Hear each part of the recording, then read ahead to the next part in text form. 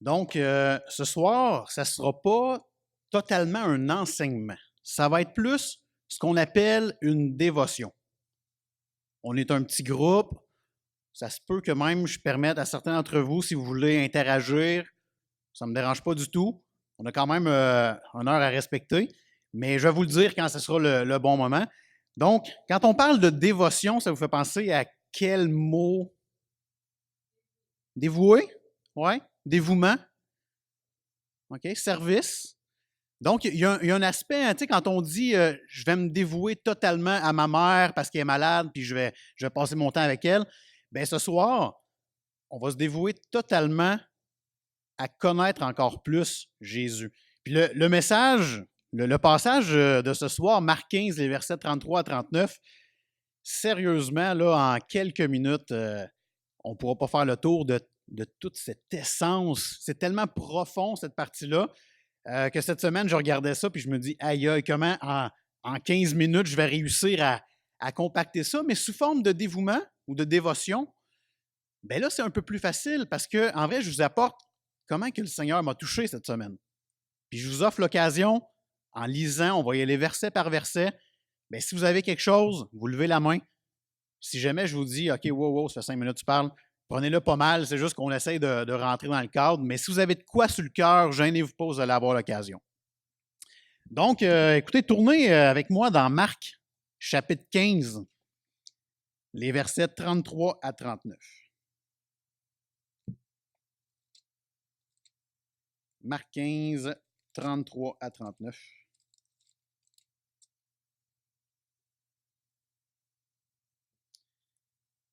Donc, je vais le lire tout d'un coup, puis ensuite, là, on va y aller verset par verset. Verset 33. La 6e heure étant venue, il y eut des ténèbres sur toute la terre, jusqu'à la 9e heure. Et à la 9e heure, Jésus s'écria d'une voix forte, Éloi, Éloi, lama sabachthani, ce qui signifie, mon Dieu, pourquoi m'as-tu abandonné? Quelques-uns de ceux qui étaient là, l'ayant entendu, dirent, voici, il appelle Élie. Et l'un d'eux courut remplir une éponge de vinaigre et, l'ayant fixé à un roseau, il lui donna à boire en disant, laissez, voyons si Élie viendra le descendre. Mais Jésus, ayant poussé un grand cri, expira. Le voile du temple se déchira en deux, depuis le haut jusqu'en bas. Le centenier, qui était en face de Jésus, voyant qu'il avait expiré de la sorte, dit, assurément, cet homme était fils de Dieu. Donc, j'ai mis à l'écran, verset par verset, je vous apporte un peu comment que le Seigneur m'a touché cette semaine et je vous permets de lever la main, dire hey, j'ai quelque chose, je voudrais dire de quoi, gênez-vous pas, puis sinon, on passe à l'autre verset. C'est bon? Premier verset. La 6e heure étant venue, il y eut des ténèbres sur toute la terre jusqu'à la 9e heure. Il faut comprendre, déjà d'entrée de jeu, la 6e heure, c'était pas 6 heures du matin à ce moment-là, c'était plus midi. Donc, eux, il y avait une manière de fonctionner à l'époque au niveau de comment comprendre les heures, mais si on remet ça là, en manière d'aujourd'hui, il était midi. OK? Il y a eu des ténèbres sur toute la terre jusqu'à la 9e heure, donc 3 heures plus tard, jusqu'à 15 heures. Ça va jusqu'à date? Mais quand on regarde un chapitre avant, et ça m'a vraiment frappé cette semaine, quand on regarde au verset 25, le chapitre, non, le même chapitre 15, mais verset 25, c'était la 3e heure quand ils le crucifièrent. Si on fait le calcul rapide, il a été crucifié, Jésus a été crucifié sur la croix pendant 6 heures. Puis ça, c'est venu vraiment me chercher parce qu'il n'était pas assis pendant 6 heures. Il était les mains avec les clous, les pieds avec les clous, devant un paquet de monde qui attendait un spectacle. Puis Jésus est là, puis 6 heures de temps. Faites le calcul, êtes-vous déjà allé à Matane? C'est le nombre de temps que ça prend pour se rendre. Ou si vous aimez mieux, là, Wemontachi, là, ben, aller-retour. C'est long, 6 heures, là, sur une croix en plus. Donc ça m'a beaucoup touché. Et ce matin, Matthieu, sans s'en rendre compte, mais c'est clair que le Seigneur dirige toutes ces choses-là, quand il a parlé des ténèbres, c'est venu encore. Je regarde ça, puis je fais « Aïe, aïe, c'est clair que Dieu a voulu nous montrer quelque chose à travers ça. » Alors on voit, il y eut des ténèbres sur toute la terre. Ce matin, pour ceux qui étaient là, Matthieu parlait de ténèbres, une noirceur telle qu'on pouvait la toucher. Hein, dans Exode, qui faisait partie de la 9e plaie, ici, ce n'est pas mentionné que c'était ce genre de ténèbres-là. Mais il y a une chose qu'il faut comprendre, c'est que, tu l'as tellement bien dit ce matin, quand on met Dieu de côté dans notre vie, ben Dieu peut facilement dire « Ah, OK, vous ne voulez plus de moi? Parfait. On va revenir à avant la création. On va revenir au tout début. » Puis au tout début, c'était des ténèbres aussi noires qu'on pouvait la toucher. Je ne sais pas si vous êtes déjà allé au lac Saint-Jean, le trou de la fée. Est-ce que ça leur dit quelque chose? Vous rappelez-vous, en tout cas, nous, je me rappelle, on avait été là, Marlène et moi, puis on rentre dans la grotte, une espèce de grotte. Des gens allaient se cacher là pour ne pas faire la guerre. Là. Je ne me rappelle plus exactement c'était quoi, mais je sais qu'elle allait se cacher là. Et c'était d'une noirceur. Et pour nous faire vivre cette expérience-là, ils ferment toutes les lumières pendant à peu près 30 secondes. Et je vous le dis, là, tu sais, quand tu dis, hein, des fois, on a la lune, les étoiles, tu sais, on a la clarté. Même le plus noir à Shawinigan, il y a quand même un lampadaire à quelque part. Tu sais, c'est jamais noir, noir, mais ça, c'était noir, mais pas à peu près. Donc, les ténèbres associées à la mort, associées à une vie sans Dieu. Et là, on a ici, il y a eu des ténèbres sur toute la terre. Clairement, les gens se sont dit, il est en train de se passer quelque chose. Tu sais, si on le mentionne, ce n'était pas juste une petite pluie, là, c'était quelque chose. On peut changer.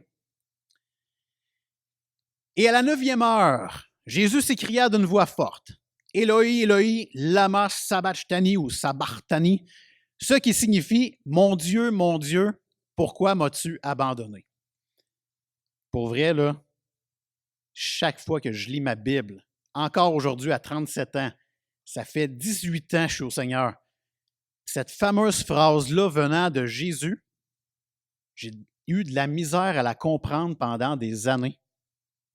Comment le Fils de Dieu, Jésus, parfait, pleinement homme, pleinement Dieu, une partie de Dieu, l'essence même de Dieu, comment il a pu être abandonné? Puis je pense qu'il faut en arriver à comprendre l'immensité ou l'extrême mauvais du péché pour comprendre cette phrase-là. Tant qu'on ne comprendra pas à quel point le péché, c'est grave, on ne peut pas comprendre l'idée que Jésus a été abandonné de son Père. Puis, ça ne vient pas de moi, ça, c'est un commentateur qui disait ça, mais c'est tellement bon. Dieu ne peut pas ne pas punir le péché. Dieu est saint, parfaitement saint. Et nous, on fait des péchés. Et heureusement qu'il nous a donné sa grâce, mais il a fallu qu'il punisse le péché. Il ne peut pas fermer les yeux, faire semblant que ce n'est pas arrivé. Nous, il nous a donné sa grâce. Mais il a fallu que quelqu'un qui paye à quelque part, il a fallu que la colère se déverse une fois pour toutes.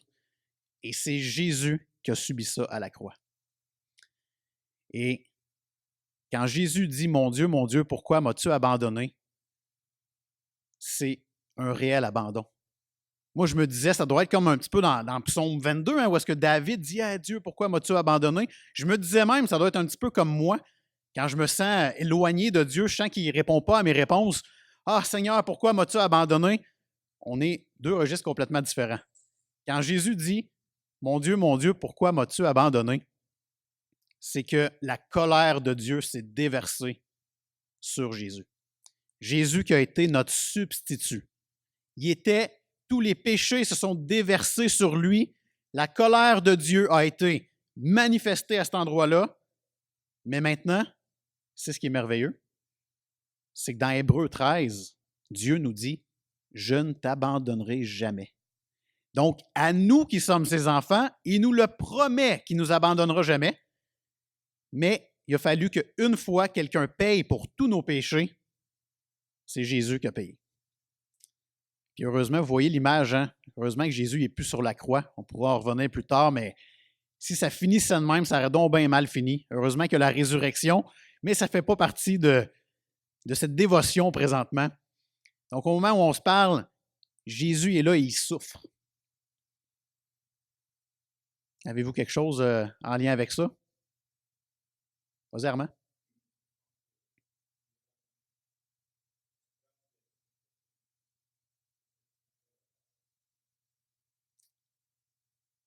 Totalement éloigné de Dieu. Puis certainement, il y a eu la partie physique, mais effectivement, ce n'est pas juste ça. Il y avait le poids du péché, de notre péché. Si Dieu nous a pardonné nos péchés passés, présents et futurs, c'est qu'il y avait le poids de tous ces péchés-là sur les épaules. C'est vraiment impressionnant à quel point ça devait être lourd. Et là, on ne parle même pas de physiquement, on parle de spirituellement ici. Oui. Prochain verset. Quelques-uns de ceux qui étaient là l'ayant entendu dire, voici, il appelle Élie. Et ça, c'est intéressant. Clairement, quand il a dit Eloi, Eloi, lama sabachthani, s'il l'a dit dans la même langue que les gens ne se demandent pas s'il appelle Élie. Moi, si je vous dis j'ai le goût de manger un Big Mac ce soir, vous n'avez pas entendu, il a le goût de manger une salade ce soir. Comprenez? Donc, il a utilisé des termes que les gens autour de lui ne comprenaient pas. Et parce qu'eux étaient là et ils assistaient à un spectacle, il manquait juste le popcorn, ils attendaient un miracle, bien eux, voici, ils appellent Élie. Ils s'attendent que Élie, là, il va faire quelque chose là, à ce moment-là. Donc, Jésus parlait l'araméen, mais alentour de lui, il y avait des soldats romains qui parlaient un autre langage. Il y avait des gens, des Juifs qui avaient appris aussi l'hébreu. Donc, clairement, il a utilisé un terme ici que les gens n'ont pas trop saisi. Et là, ils ont dit, voici, il appelle Élie.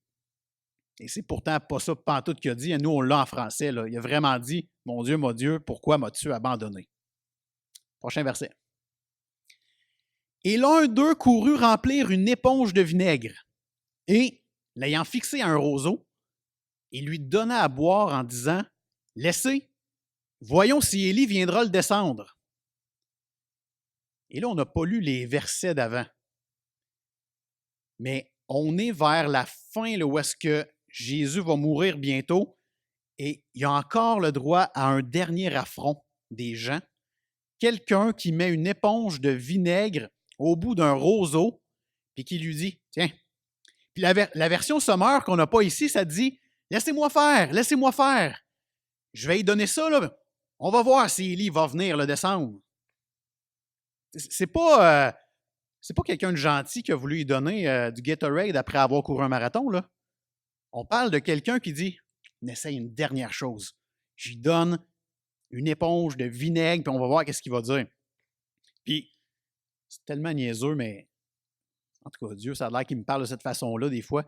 Cette semaine, on lavait les fenêtres chez nous. Puis, il y a des fenêtres qui sont très, très hauts. Il faisait chaud. Écoutez, je n'ai pas été battu avant, rien de ça, là. Mais là, c'est moi qui montais en haut tout à fait. J'étais en bédaine, je suais au bout. Puis, pour laver les fenêtres, qu'est-ce qu'on prend des fois? On prend de l'eau avec du vinaigre. Ça a l'air que c'est le truc facile, puis ça marche vraiment. Puis, image vraiment, je voulais vous partager, mais tu sais, j'avais chaud, là, puis s'il y avait une odeur que je n'avais pas le goût d'avoir dans le nez, c'est cette odeur de vinaigre. Puis Marlène, elle me lançait j'étais vraiment juché dans les airs, puis elle me lançait la guenille de vinaigre. Puis tu sais, juste cette odeur-là, j'ai fait... Puis ça m'a tout de suite fait penser à ça. J'ai dit, c'est vraiment un affront, là. Il y a quelqu'un, là, jusqu'à la dernière seconde, a voulu écœurer Jésus, puis il a fait, tiens, essaye, on prend ça. Puis dans une autre version, ça dit que le vinaigre, c'était peut-être un vin cheap. Peu importe. C'était pas quelque chose pour désaltérer Jésus, là. C'était quelque chose pour que ça finisse mal, là. On va rire de ça. C'est triste quand même. Prochain verset. Ah, c'est parce que on parle qu'il met ça au bout d'un roseau, là. Puis de quelques versets juste avant, on parle également que Jésus se fait maltraiter dans tous les sens. Il y a même des gens qui prennent un roseau puis qui le fouettent sur la tête. Puis moi, dans ma tête, un roseau, ça a rapport avec une rose, mais c'est pas ça du tout. Fait que je dis, crème, c'est quoi un roseau? Ça peut être soit un roseau des sables que vous voyez là à votre gauche, une espèce de brin de blé, là, tu sais que c'est mou un peu, là. Ça peut être un roseau des étangs, qui est chez nous, on appelle ça une quenouille. Ce serait surprenant là-bas. Et c'est peut-être aussi de l'hysope, qui est un autre type de fleur que vous voyez à droite. Peu importe. Il y a des gens qui ont utilisé ça, là, puis ils ont mis l'éponge au bout, là, puis ils ont fait ça, mais juste avant, ils ont pris le même type de branche, puis ils donnaient des tapes à la tête à Jésus. Moi, ça me fascine de voir à quel point c'était vraiment un spectacle, cette affaire-là.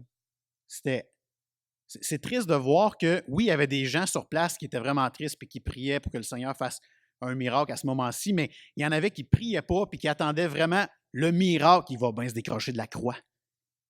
Élie va bien venir le chercher. C'est tellement triste de voir ça. Prochain verset. Mais Jésus, ayant poussé un grand cri, expira. Le voile du temple se déchira en deux, depuis le haut jusqu'en bas. Et quand Jésus expira, après 6 heures sur la croix, son temps sur la croix n'était pas, c'était pas juste ça le problème, là. Avant ça, qu'est-ce qui est arrivé? Il s'est fait maltraiter. Il s'est fait battre à coups de verge. Il y a même, on voit les versets juste avant, les gens, ils ont bandé les yeux. Ils donnaient des coups, puis ils disaient, ah, devine c'est qui? Parce que c'était Jésus, donc théoriquement, ben, il a fait des miracles, donc il va nous dire c'est qui l'a frappé. Ils trouvaient ça drôle, eux autres. Il a été fouetté, il s'est fait enlever son linge, puis le linge, on le tirait au sort. Il n'y a rien de le fun là-dedans. Puis moi, vous savez, je sais, là, j'ai la réputation, quand j'arrive en avant, là, je lâche des petites jokes, des choses comme ça. Puis là, quand on m'a donné ce texte-là, j'ai fait, aïe, c'est gênant de... Il n'y a comme rien de drôle. C'est vraiment tellement sérieux. Puis c'est pour ça que j'aimais mieux l'apporter sous forme de dévotion, dans le sens que notre Sauveur a vécu la misère. Oui, physique, c'est une game, mais ça a été vraiment profond, là, jusqu'à être abandonné totalement parce que nos péchés se sont retrouvés sur lui, puis Dieu fallait qu'il fasse une job, il a fallu qu'il punisse le péché, c'est Jésus qui a écopé. C'est bon de se le rappeler, ça. Et lorsqu'on voit le voile du temple se déchirer en deux depuis le haut jusqu'en bas, je ne sais pas de quelle manière c'était fait. Probablement que les gens n'avaient pas la vue sur le voile. Tu sais, au moment où Jésus expira, il a lâché son grand cri, il est mort. Probablement que les gens n'ont pas vu ça live, là, que le voile se déchirait, mais certainement qu'il y a des gens qui étaient dans le temple à ce moment-là et qui ont vu ça en même temps. Et ça, c'est tellement beau parce que vous savez, ce fameux voile-là, dans le temple, il séparait le lieu saint du lieu très saint. Et ça donnait l'image d'un Dieu éloigné, qu'on avait un peu moins accès à lui. Mais au moment où ce voile-là s'est déchiré, c'était une nouvelle ère. Tous ceux qui mettent leur confiance en Jésus-Christ ont accès à Dieu le Père, pour toujours. Il ne nous abandonnera jamais. Et ça, oui, Jésus expira un grand cri, à ce moment-là, on ne le sait pas qu'il va ressusciter, mais le voile qui se déchire en même temps, il y a des gens qui ont fait « Oh, il y a de quoi qui se passe ici ». Et c'est pas tout. Quand on va dans l'Évangile de Matthieu, on sait que Jésus est mort, le voile se déchire, mais en plus, un énorme tremblement de terre a eu lieu en même temps. Il s'est passé quelque chose au moment de la mort de Jésus. Et nous, on le sait, heureusement, que 3 jours plus tard, il est ressuscité. Mais à ce moment-là, les gens ne le savent pas. Prochain et dernier verset. Le centenier qui était en face de Jésus, voyant qu'il avait expiré de la sorte, dit, « Assurément, cet homme était fils de Dieu. » Et un centenier, c'est un officier romain qui est en charge d'à peu près 100 soldats. Et clairement, ce centenier-là, si c'est un officier romain, il en a vu d'autres, des crucifixions. C'était la manière de tuer les malfaiteurs, c'était la peine de mort à cette époque. Lui, il était là, il assistait à ces choses-là. Mais là, il a vu Jésus, voyant qu'il avait expiré de la sorte, donc il y avait une espèce de force associée à ça, mais sans oublier le tremblement de terre, sans oublier peut-être l'idée du voile qui s'est déchiré. Il s'est produit quelque chose, et là, il dit assurément, cet homme était fils de Dieu. La tradition chrétienne dit que ce centenier a vraiment mis sa confiance en Jésus et qu'il est devenu chrétien. Bon, on n'a rien à ce niveau-là ici, mais quand même, il a quand même reconnu qu'il y avait quelque chose de spécial avec cette mort-là. Puis, le temps passe vite, mais je voulais vous amener à une question. On va juste terminer comme ça. Je veux vraiment que vous preniez un petit moment, 30 secondes, 1 minute, dans votre tête. Je veux finir avec cette question-là. Parce que moi, cette semaine, j'ai jugé un par un tous ceux qui ont fait du mal à Jésus. Ça m'a touché. J'ai fait, j'en reviens pas. Comment ça qu'ils ont pu penser faire ça au Sauveur du monde? Puis je suis en train de carrément oublier comment que moi, mes propres péchés se sont retrouvés sur ses épaules à lui. Puis comment il a payé pour moi. Je l'avais oublié. J'étais en train de juger tout le monde un après l'autre.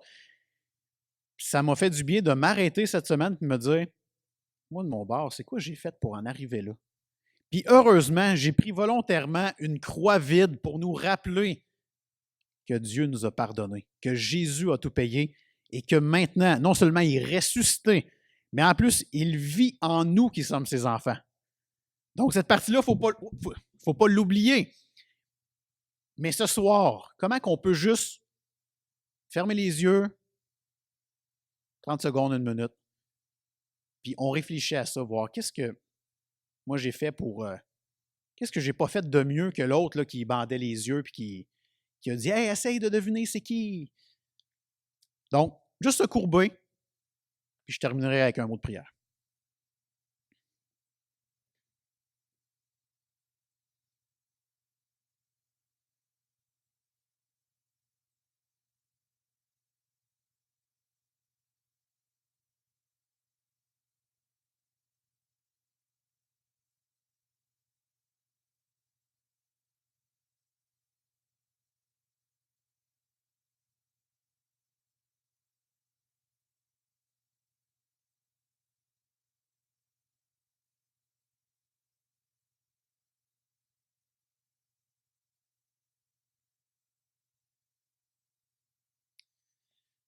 Grand Dieu,